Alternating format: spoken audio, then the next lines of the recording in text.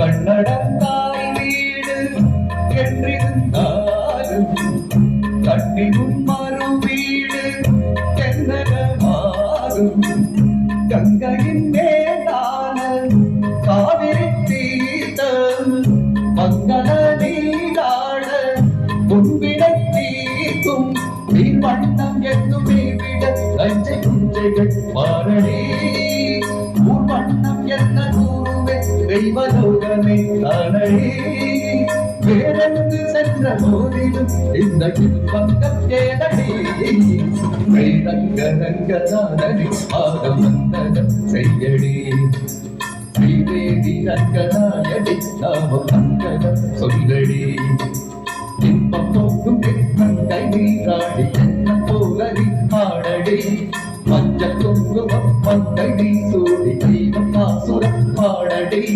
ஸ்ரீரங்க ரங்கநாதடி பாதம் வந்தனம் செய்யடி ஸ்ரீதேவி ரங்கநாயகி நாம சங்கதம் சொல்லடி வேலி மலையில் வாழும் குமார கோவில் குமரன் பாதம் வந்தனம் செய்யடி.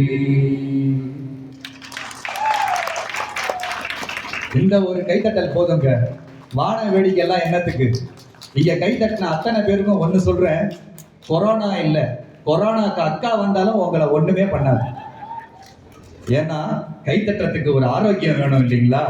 கடவுள் பாட்டுக்கு கை தட்டின உங்களுக்கு எந்த நோயுமே வராது. நிகழ்ச்சியின் அடுத்த ஒரு பாடல்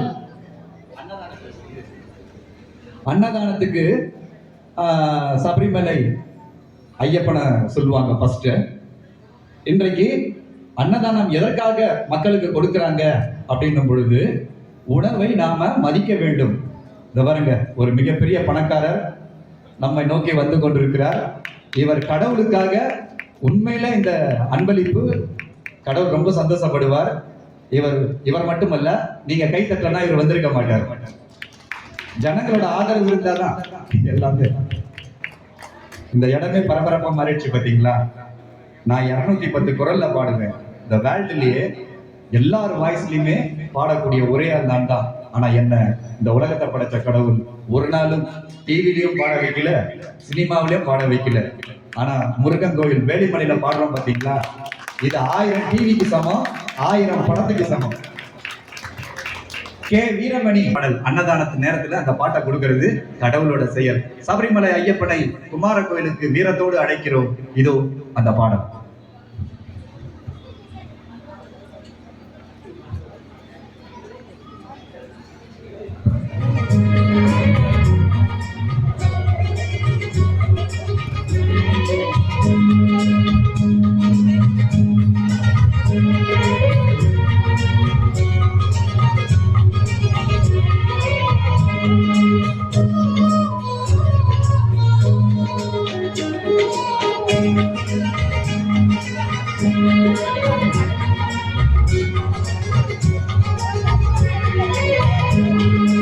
அன்னதான பிரபுவே சரணம் ஐயப்பா, ஆரியகாவு ஐயனே சரணம் ஐயப்பா.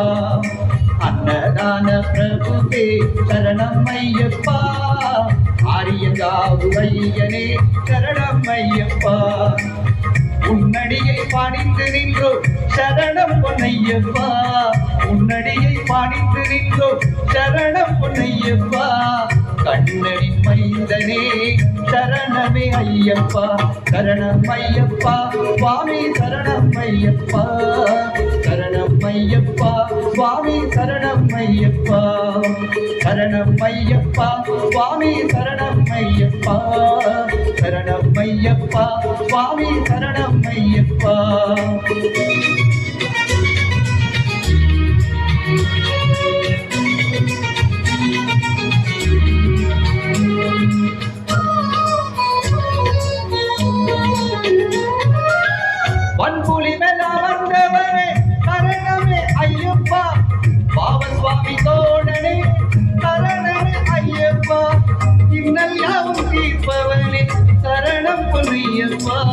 மங்களனே செல்வனே சரணமே ஐயப்பா, சரணம் ஐயப்பா சுவாமி, சரணம் ஐயப்பா, சரணம் ஐயப்பா சுவாமி, சரணம் ஐயப்பா, சரணம் ஐயப்பா சுவாமி, சரணம் ஐயப்பா, சரணம் ஐயப்பா சுவாமி, சரணம் ஐயப்பா.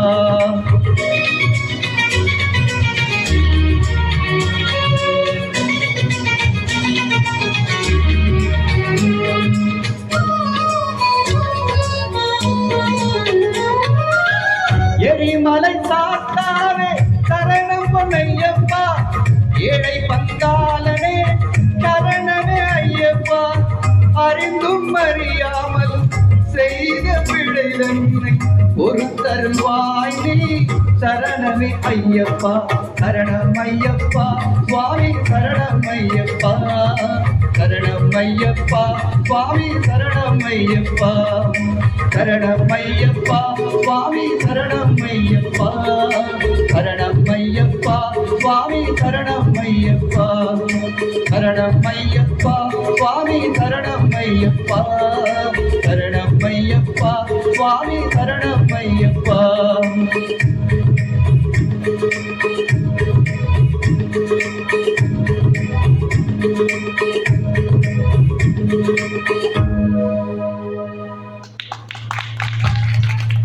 இந்த நன்றி இந்த கைத்தட்டல் ஐயாவுக்கும் சேரும். நான் சொன்னேன், நான் வந்து தஞ்சாவூர்ல கூப்பிட்டாங்க, கோயம்புத்தூர்ல கூப்பிட்டாங்க, ஆனா நம்பி எனக்கு கொடுத்தாரு பாருங்க, அதுதாங்க விழா குழுவினர்களோட வீரம். ஒரு வீரம் எப்படி இருக்கணும்? 4 டிவியில பார்த்துட்டு 4 படத்துல பார்த்துட்டு புக் பண்றது இல்ல. நான் வந்து அன்போட வந்தேன். இதே குமார கோயில்ல 12 வருஷத்துக்கு முன்னாடி நான் 18 வயசு பையனா வந்து பாடினேன் இதே மேடையில. அன்னைக்கு நான் குமார கோயில்ல பாடினதுனால தான் தமிழ்நாடு சென்னை வரைக்கும் நான் பாடிட்டேன். கிட்டத்தட்ட 500 நிகழ்ச்சியை முடிச்சுட்டு தான் மறுபடியும் இந்த ரவுண்ட் வந்திருக்கேன். அது முருகன் கிட்ட சொன்னேன், நான் வருவேன், உங்ககிட்ட தான் பாடுனேன் ஃபர்ஸ்ட் லேடிஸ் வாய்ஸ்ல 10 வருஷத்துக்கு முன்னாடி. ஆனா இன்னைக்கு நான் வருவேன், நீ தரணும், தரலன்னா நான் கோச்சிட்டு போயிடுவேன்னு. ஆனா ஐயா மூலமாக முருகபெருமான் எனக்கு வாய்ப்பு தந்தாங்க. அவர் மட்டுமல்ல, விழா குழுவினர்களையும் நன்றி சொல்ல வேண்டும். அந்த விழா குழுவினர்களுக்கு ஒரு நன்றி, கைத்தட்டுங்க. நன்றி.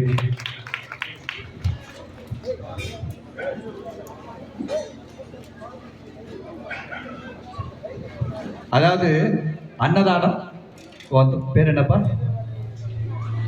ஹரிபாலா, அந்த வருங்கால பணக்காரனுக்கு என் மனமார்ந்த நன்றிகளை தெரிவித்துக் கொள்கின்றேன். அன்னதானம் ஒரு 10 நிமிஷம், ஏன் தெரியுமா? இது கடவுளோட ஏற்பாடு தான். டேய் பாபு, நீ பாடும்போது அன்னதானம் கொஞ்சம் லேட்டா ஆகும். அந்த அன்ன விருந்துக்கு பதிலா உன்னோட இன்னிசை விருந்து கொஞ்சம் காதுக்கு மக்களுக்கு போகணும்.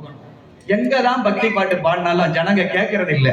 ஆனா பாபு பாடும்போது அந்த இடமே அப்படி திருவிழா மாறிடும். சினிமா பக்தி பாட்டுக்கே இப்படி கலக்குறோம்னா, சினிமா பாட்டுனா சும்மாவா வேணும்?